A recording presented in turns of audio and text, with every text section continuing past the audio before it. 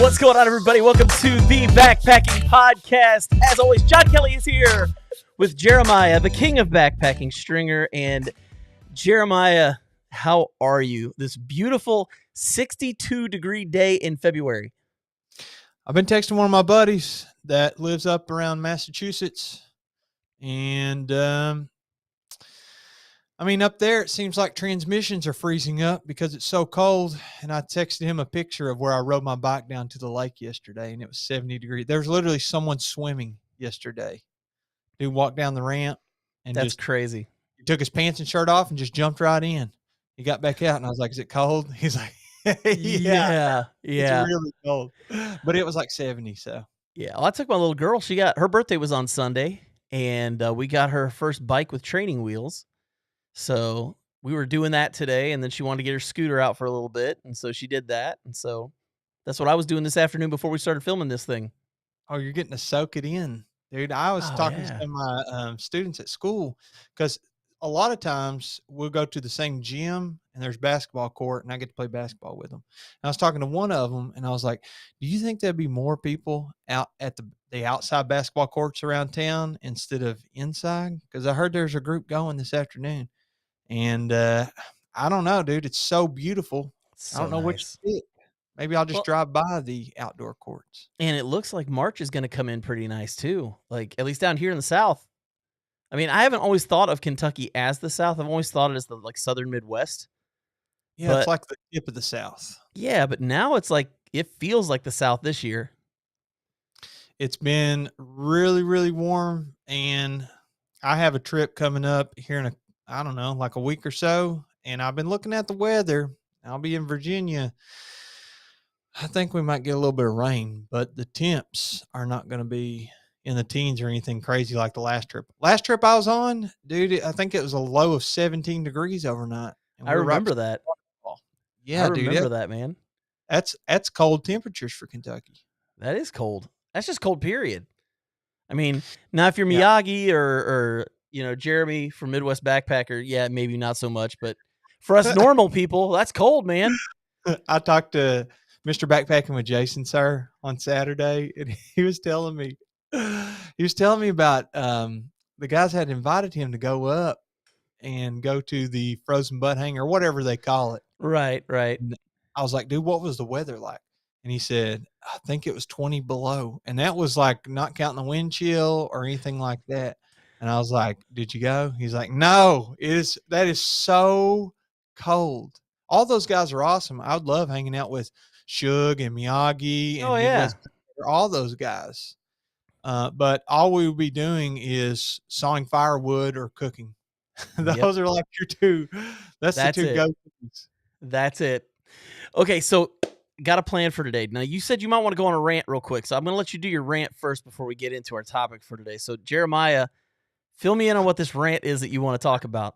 Well, I don't know the best way to describe it, if you could call it a rant or what, but I woke up to a text message, or not a text message, but an email this morning. Mm-hmm. And this is woe is me, so don't feel too sorry for me. But I've been doing these extra sponsored videos to help pay for the Camino de Santiago, and we leave at the end of May. So you're kind of running out of runway. It's March now, and you only have a couple months, and we're literally going to be flying out. Yep. Well, I have been booking ahead of time multiple sponsors each month, and my sponsors for this month, one, everything went great. The other, I was supposed to put out a video this month for them, and I emailed them, and I was like, hey, are we still all good to go for this brand deal? And they got back to me, and before they got back to me, I went ahead and shot the video, edited it, uploaded it, haven't published it. I sent it to them, and they got back to me on the track, and they were like, well, we're rethinking it. They offered me 4 times. They offered me a quarter of what we decided on payment. And oh, wow. I was like, I've already done the video. Everything's good to go. Literally, I can click publish right now. And the video's probably already been published by the time people are hearing this. But I don't know. What do you think I should do here, John? I told them, hey, we already agreed on price XYZ. You said everything was good to go. I sent you the video. I was like, what if I don't do a sponsor video, but put it in a video in the future that helps demonstrate, you know, whatever the purpose of the good or service is. Mhm. And they haven't got back to me. So I can either edit out the part of the video where I talked about their product or service, or if they agree to it, I can put it out there and then put it in another video. Well, let me start off by apologizing. Um, I I know you were I was sponsoring your video with my merchandise, and I probably should have stuck it out. And but times are hard, man. I just can't How afford it right can I now. how can I forgive you? Man, I just don't know. That stinks, dude. I don't really have words for you on that, but that stinks. Well, it's not that much money, but every dollar counts whenever you're talking about spending, over a month in Spain. Like everybody knows that backpacks, they know how much it costs and stuff. But whenever It's you're not cheap. traveling, no, it's not too bad. I can go backpacking anytime and not spend hardly any money because I already have the gear and stuff. But whenever you're talking about flights and eating and hotel cost every night, then it starts adding up. So looking at that budget, I hope nobody else either cancels or tries to change the plans. But this is the first time I've been doing YouTube for 5 years. This is the first time I've ever had any issue with any company. Some I do official contract, like literally a lawyer's type this out, and then we're both signing on the dotted line. And some Right. are just via emailing back and forth. And Yeah. I still think that's a contract. I'm still pretty sure. I don't know my contract law, but I'm pretty sure once you agree, even in email, that is like admissible in court. It just depends on if they're in this country or not. Yeah, I don't think they're in this country. Yeah, that So, could that kind of maybe negates everything for you. yeah, whenever you're dealing with a company outside of the US, you can't really sue them. Not that I Yeah. would sue over this amount. I mean, it's not that much money, but Yeah. wouldn't be worth my time and energy. But I don't know, a little bit frustrated. If I don't,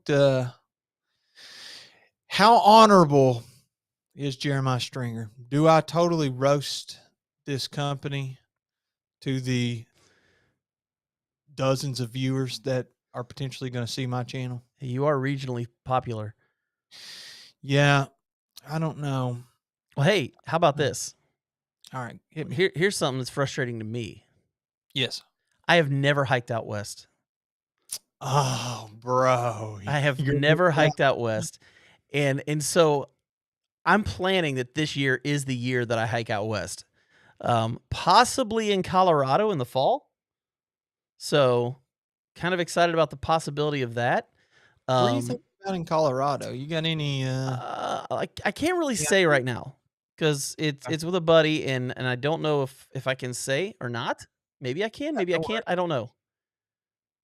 So Well, I did the Holy Cross Wilderness in Colorado, and it did not disappoint. I don't know where you're thinking about going, but there's not too many ugly sites in the state of Colorado from what I saw. no, Colorado's beautiful, and I love mountains. So it's a good match for me. That's for sure. But I wanted to check on some things because I was curious about backpacking out west is not like backpacking out here on the eastern side of the United States. Mhm. There are some different things you got to worry about. So I started wondering what are some fatal mistakes you could make if you're hiking out west. And the Pacific Crest Trail actually put out a list of 5 things that they consider fatal mistakes or fatal flaws that you could make on the PCT. So I thought what we do is I would share these fatal flaws with you and just kind of get your opinion on them and see where we go from there. What do you think about that? I think that sounds great. And whenever you're saying fatal, are we talking like if you make this mistake, you're going to die on trail? Potentially, yes. Man, yeah. Like, Well, yeah, when I'm saying fatal, I'm not saying like as in just really bad. I mean, these really could be fatal flaws. So, I'm what going do to you get think an about education. that? We're getting hardcore. Yeah, I'm ready for it. Let's All hear the right. first. The first one is ignoring poor weather conditions. And let me read this to you what it says. It says hail can seriously injure and lightning kills 40 to 50 people every year. It's incredibly important that you pay attention to the sky as you hike. If you ignore the weather forecast and don't watch the clouds forming above you, you may be putting yourself at risk. You should always bring clothing or changing weather. Know how to protect yourself from lightning and be prepared to turn around if weather worsens. Mm, What's your thought well, on that? I don't know about all parts of the West. We were at like 11, 12, 13,000 feet. And it seemed like every day between noon and 1, whenever I was in Colorado, there would be a thunderstorm. And it always had wind, it always had lightning, and it always had hail. And we would have to like stop and tuck away and set up the tarp to get out of that hail, just pelting you. Yeah. And it goes from like sunny and 75 to 45 and hailing just in the matter of minutes. So I don't know. I think that it definitely could be a fatal mistake. Yeah. Yeah. I think, especially because the mountains are different out west than they are out this way. Yeah, they kind of create their own weather, I think. Yeah. Because I know the mountains out here, you're talking 6,000 feet at the highest. Hmm. Out there, you're talking 14,000 feet. You Well, know, can we talk about lightning for a second? absolutely. Okay. I want to get your opinion on this. So I met this guy on the AT, and then I done some backpacking with him, and he was telling me about he was on top of a mountain, and exactly what I was just describing happened. He's backpacking, and the lightning storm hits, and basically what he did was he was so afraid because he's literally on top of the mountain with lightning that he ditches his backpack. He ditches anything that's metal on him, including his watch, and just throws it to the ground and is just running downhill. One, what do you think he should have done? And two, did it help at all to ditch the things that he had that were metal? I don't think ditching those things helped him at all. That's I, what I thought I, too. I think you just need to get downhill as quickly as possible because the lightning's going to hit the highest point. It's going to hit the point that's closest to it. So you say ditch the backpack and take off sprinting downhill? No, I just say take your stuff and run downhill. Don't take the backpack off. Just go. I I'll don't tell think you you, need to ditch your backpack. there there's not much that's scarier whenever you're outdoors and on top of a mountain and you're hearing thunder and seeing Oh light at yeah. the exact same time. When those are happening simultaneously, I mean, dude, you are in it. Mm-hmm. I But mean, I remember you and Mark goes hiking and Crow flies hiking out at the Red River Gorge near Oxy Ridge, and lightning struck right by you guys. I mean, that video was hilarious. that was it's funny looking back and thinking about it, That's but man, terrifying. we could have died out there. Yeah, lightning is no joke. All right, so that was number 1. So here's number 2. Okay. Number 2 is ignoring the risks of bears or other wildlife. Many forests and backcountry areas along the PCT require the use of bear canisters or other safety measures. You must secure all food and other scented items, including toothpaste and toiletries, inside the bear canister or properly hang it from a tree to avoid any unwanted visitors. Be sure to check your pockets for random granola bars or wrappers. Not taking care of your food properly will put you and others in your group at risk. And we are talking about out west, so we're not necessarily talking about black bears. I mean, there are black bears out west, but they also have something much more scary. Yeah, they got the grizzlies out there Yeah. and the mountain lions out there and allegedly wolves.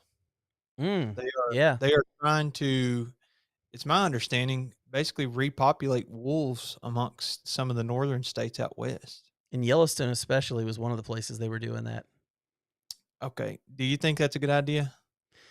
Yeah, because it was actually good for the deer population. The deer population, like they took the wolves out of the population years ago, Yeah, they killed them and off.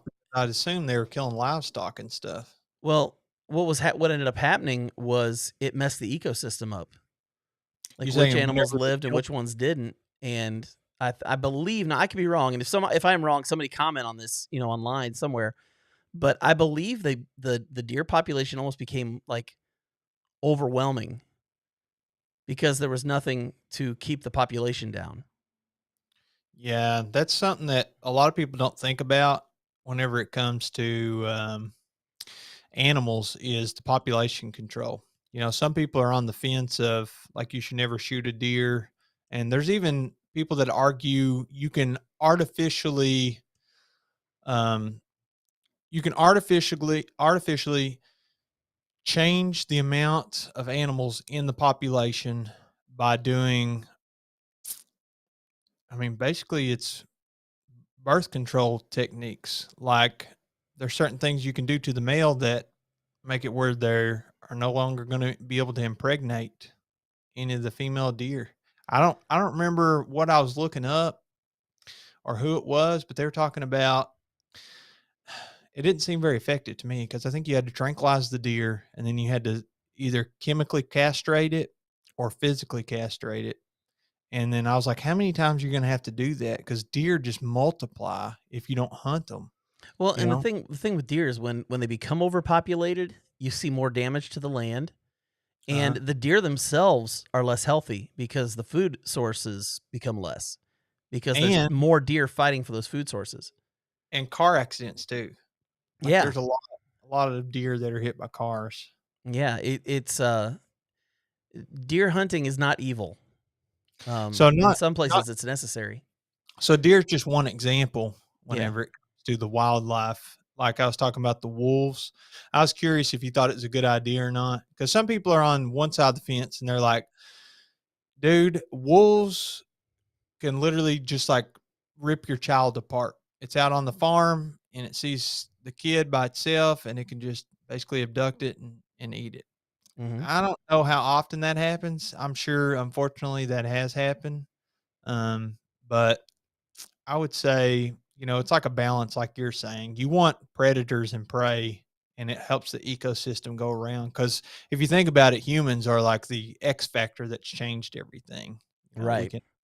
can hunt all those out, or we can reinvigorate the population. But as for the bear, I think most people use bear vaults, don't they? Out west, because a lot of places it's a non-negotiable. It's like Yeah, if you bear want canisters. Yeah, to, you gotta have a bear canister for a lot of these places. yeah, I'm not a big fan of the bear canister because it's heavy and it takes up a lot of room. So if you keep it on the inside of your backpack, it takes up a lot of space. But if it's a non-negotiable, you literally have to do it. I guess, or they're going to write you a ticket, or a bear's going to kill you. Well, and brown bears are not like black bears. Black bears are kinda pansies for the most part, especially Yeah. in Kentucky. They're not gonna come anywhere near you.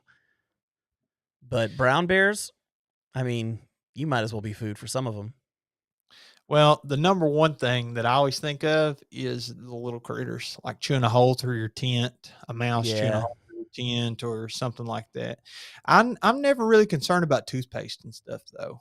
Like, Yeah. when you hang a bear bag, do you put your toothpaste and your chapstick and like, if you have, I don't know, maybe a triple antibiotic ointment or something like that, do you put all that in your bear sack? Because I keep all that in my hygiene and I don't hang it.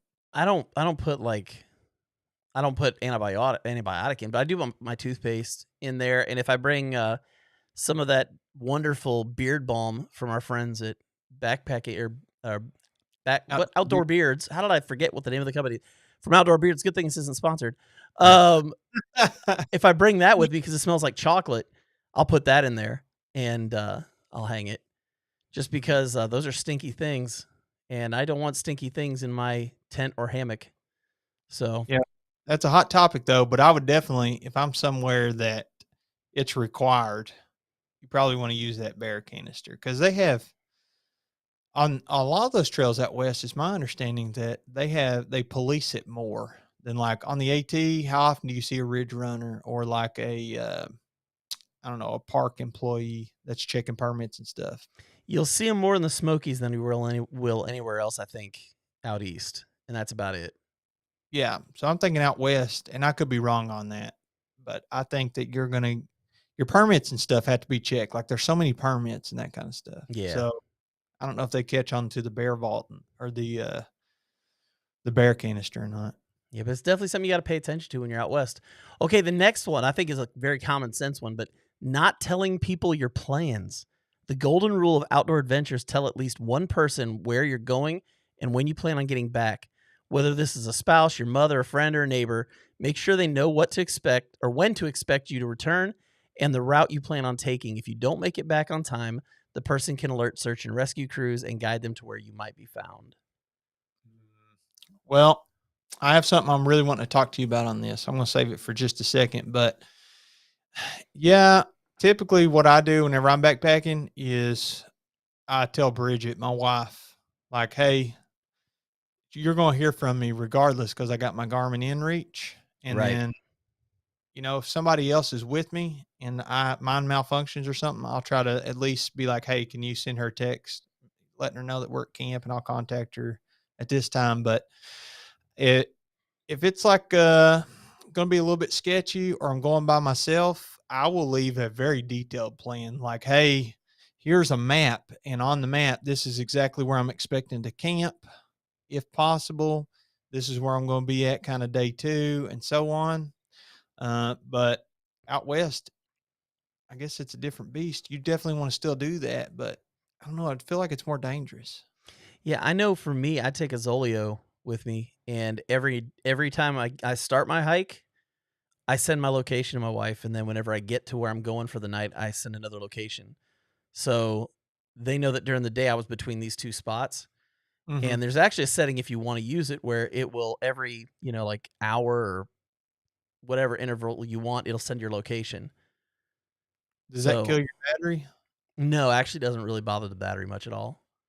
I think that those might have a better battery than the Garmin InReach Mini. I don't It know if it's might. maybe it's a bigger battery, or maybe it's not as Garmin isn't doing things as efficiently, or maybe it's more features. I don't know, but Well, you've got an illuminated screen, and there's no screen on the Zolio, so it's probably taking more battery just for that. yeah, you're probably right. So, but Um, I would say that making sure you get the information to people who know where you're going out there is really important, especially if you're going somewhere as far away from home. I'm about to I'm about to ask you something here. Ask me something, Jeremiah. I want to hear your thoughts on what about the people that put their either a plan in their windshield or a boot print in their windshield. No, no, I'm not Are you doing that. beg are you begging for somebody to break into your car if you put the detailed plan in the windshield? Well, that or I mean, people are weird, man. I don't want everybody on the planet know where I'm going. Oh, you're saying they might see your car where you're going and then chase you down. You don't. I mean, I don't know. I there's only a few people need to know where I'm going to be. You know what I mean? Mhm. Like, I'm not going to do a boot print. I'm not doing that stuff. No, not for me. So, do you think that it is more likely or less likely that your vehicle is gonna be broken into if you leave a boot print in the windshield? I don't know, but I don't want to take a chance. That's the Do best you answer remember I can give. I'm not gonna say one way or the other, but I know I'm not gonna do it. well, I think Crow, didn't somebody bust his window out? Yeah. Yeah, so that was a break-in, and, Mr. Backpacking with Jason, sir, did he ever tell you did he ever tell you about the time that somebody broke into his vehicle? We might have talked about it on here Wasn't it before. up on Oxy Ridge? Yeah, and do you remember what they stole? No, I don't remember what they stole. They left his trekking poles in the back. They didn't take those, but they stole anything that was left in the vehicle. I don't remember what all it was, but the best thing was whenever he tried to start it and nothing happened, he stuck the key in, tried to start it, and then he went and raised the hood, and they had taken his battery. Oh my gosh, are They you stole his bat serious? Yeah, they stole his battery, and, he had to he had to call and have somebody to bring him, but can you imagine sitting there waiting? Well, How angry you and would be. what if you didn't have phone service? What if you didn't have phone service? Yep, you'd have to Oh either walk man. you'd walk to somewhere you had phone service or bum a ride and, hitch you in or something or use somebody else's phone, but you're sitting there. It could take 2 hours for them to drive from going to get the battery at AutoZone or wherever and driving it all the way out to the woods to you. I mean, that that could be That's disaster. nuts. That's just nuts. Yeah. Oh man. Okay, so number 4 on this list. Yes. Not having a dependable plan for drinking water. There's no way to overstate the importance of having clean drinking water on the trail. Not only do you need to drink plenty of water to stay healthy as you hike, you need it to simply stay alive. Assuming you can't carry in enough water to survive a multi day through hike on the PCT, you need to purify water. Choose a water purification method and do some test runs before you head to trail. You should also have a backup plan. If you are using a battery operated purification device like a SteriPen, be sure to bring a backup battery. It's also a good idea to bring iodine tablets as a backup in case your purification method doesn't work out. Thoughts on that? I'm curious, how often do you bring a backup filtration method? Every time I go backpacking, Every time I you always have go? tablets. I always have tablets or something just in case my filter break messes up. Okay. Confession time. You don't ever do it. I don't think I've ever brought a backup method since I started backpacking. Now, I will tell you, whenever I go with friends, I'm not really worried about it because Yeah. almost all the people that I go with are avid backpackers. And if something fails, you may have to do without water for a little while till you catch up to them at camp or something, you know. But if I'm going to be in a situation like you're saying with the PCT, I am going to bring a backup method, or I'm going to be sticking with whoever I'm hiking with, you know, Yeah. because if it's desert and I'm having to carry 6 liters of water and I know this is going to be the source, that's kind of all mapped out, but you never know. You just never No, know. you don't. So, Now, I but will yeah. say when I started hiking with the Be Free filter, Hmm.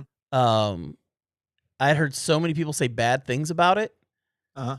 that I always made sure I had that iodine with me. Always had those tablets because I was like, I wasn't willing to risk it because if that thing just clogged up and stopped working on me, Yeah. I got nothing. So, What's it taste like for the tablets? Have you tried them? yeah, it's not tasty. It's not What's tasty. what would you say it tastes kind of chemically like a Yeah. pool? Yeah, it's got a weird chemical taste to it. I don't know if it tastes like a pool. It just doesn't Not taste normal. okay. And what about the iodine drops? Have you tried those? I've not done the iodine drops. I've just done I've done the Aquamira, which I guess is more chlorine, isn't it? Or is it? I don't know. I assume it'd be a base because most cleaning products are bases, but Yeah. I could be totally off. I don't But yeah, I've know. used those, and the thing that stinks about those is you put them in, you've gotta wait like 30 minutes to 45 minutes before you can even drink the water. Well, I saw on Man, Woman, Wild. Have you ever seen that show before? It's on N Discovery. uh-uh. Okay. Well, they went to like it's kind of like Survivor Man or Bear Grylls or whatever. Right. Uh, it's a man and his wife, and they were placed in a situation where, like, hypothetically speaking, this is I don't remember if it's post-apocalyptic or what, but basically he was showing you different ways in urban situations how you could still purify water. And it was like check the tank of the toilet. That's a good place to get water if there's a disaster because it's already been sitting there. And if you want to purify it, you probably are not going to have a filter unless you're like a prepper or something, or like we're Right. back, so we already have it. Yeah. But you can just take a cap of bleach and do 1 gallon of water to 1 cap of bleach, and then you wait 30 minutes. But I still would imagine that it's gonna taste kind of bleachy, kind of Oh, chlorine. yeah. Yeah, it will. There's no doubt about that. It won't taste normal. That's for Now, sure. for the filters, I was doing the long trail, and the filter that I took, I'm pretty sure what happened was it was a Sawyer squeeze. No, Sawyer. You took the Sawyer Micro, didn't you? I think I took the Sawyer Micro. Yeah, that was And a crap filter. yes, and I think that it's just a terrible filter in general, but I could be guilty of back flushing it with tap water, which could build up calcium inside and prevent it from filtering effectively. So that could be on me, but I've heard so many people trash that thing that I just continue to trash it too. Yeah, I haven't heard of one person that used it. I think Tim Watson is the only person I know of who used it, and it didn't mess up on him. Yeah, I was in Colorado with him actually, and I think I was giving him a hard time about that. I was like, "Dude, throw that thing in the trash. You need to get one of these." And it's probably a bee free, and then Mhm. and then mine stopped working. So maybe I'm not the best for advice. That's funny. That's funny. But definitely water's important, man. I've had Giardia. No fun. Make sure you filter that water. Okay, the fifth thing, the final thing that they put on their list of fatal flaws is not having quality gear that can stand up to extreme weather. Always wear clothes that dry quickly and wick moisture away from your skin to protect yourself from the danger of being wet and cold for an extended amount of time. Hypothermia can set in quickly, so you need to have clothing and other sources of warmth, a sleeping bag or quilt that are warm and dry even if it's cold and wet outside. You also need to have a tent or some other form of shelter to provide a dry place to stay warm. Yeah, I totally agree with that. And a lot of people use that slogan, cotton kills, Mhm. but I think cotton is very popular around camp. So, to the avid backpacker, a lot of times, I don't know about you, but I will be wearing a long sleeve synthetic shirt. And a lot of times I'll take a Columbia Performance Fishing Gear shirt. Yeah. And then at the end of the day, I'm sitting there. It's hot. It's a long sleeve shirt. I'm going to change into my camp clothes. The last thing I want is that same texture of material, if you will. So I will have a cotton t-shirt that's only for around camp. Because if you Mm. wear it when you're on trail, the most common thing that happens to me is you just chafe under your armpits because you're sweating, your backpack's Yeah, going and it under there. rubs. So I don't know. I like the synthetic, but uh, some people do it differently. Some people backpack in jeans. My father-in-law backpacks in jeans. I think that that could be a disaster, though. If you're out west and you got wet and the temperatures plummeted, you're Mhm. probably gonna get hypothermic and die if somebody Well, doesn't get to you. and I will say this, probably people who backpack in jeans have no desire to backpack in the cold. Yeah, they're probably more fair weather. Yeah, I don't if anybody's taking backpacking seriously, they're not wearing that in the wintertime because you can't. It's too risky. You're risking the chance to really mess yourself up. Yeah, I So, think you're risking the hypothermia thing, but I don't think they're great in the summer either. Sometimes I wear shorts, but you can get ticks on you. yeah. Um, so a lot of times I wear the pants, also poison ivy, but shorts would be preferred. And I'm telling you, dude, you're gonna get so swampy down in the nether Oh, region. I know. I know. That's the worst. Even like you're standing out, at a sporting event or something and you're wearing jeans, it could be terrible. So Yeah, I'm I've with you. found that hiking pants are more comfortable than jeans anyways. Is that your go-to? Dude, I actually kinda wear them out and about because I I think like hiking pants. I think they're a good choice, man. My favorite that I got was like the zip off at the knee, Yeah, yeah, the but Columbia ones? you can get whatever brand you want. I think I got them at like a local fishing store here in Yeah. town. But I tell you, the number one problem is I am so lazy that once I zip off the You're not bottom zipping them part, back on, are you? dude, those things get buried in the bottom of my backpack until I get home, and I'm like, these are the only clean thing that I have from this entire trip, Uh-huh. and I don't know, I think I had to throw those pants away. I don't remember what happened to them, ripped, or probably what happened was the bottom looked totally normal, and then above the knee they're so discolored and have been washed so many times that it looks like I'm wearing a different pair of pants from the knee down Yeah. than from the knee up. Yep. I believe it, man. Well, dude, that those are the 5 things, the 5 fatal flaws on the PCT. I thought it was really interesting 'cause, like I said, I'm wanting to go out west this fall at some point, and I would love to, make sure I know what I need to know when I get out there. So, is there anything else you wanna add to this one? This is like a shorter 30-minute kinda podcast today. I just want to say I hope that you get to go, man, and I I plan know. on going back too because it's a totally different world. Jeremy from All Things Outdoors has been sending me some pictures, Oh, I've and gotten those too, yeah.